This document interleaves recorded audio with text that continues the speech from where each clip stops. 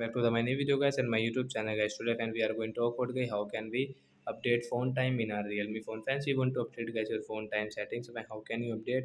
Today I will show you in this video guys. So before starting video fan, first of all go and subscribe the channel guys, click the bell icon and like the video.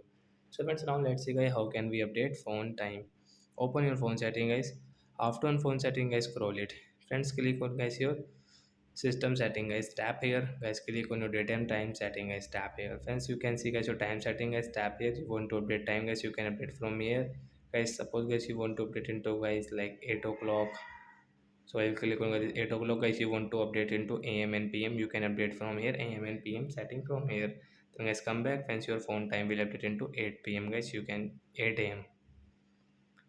So like that guys, we can update phone time. So that's it guys, thanks for watching the video guys. We will meet on next video. Bye friend. Before going, please go and like the video, subscribe the channel. Thanks for watching the video.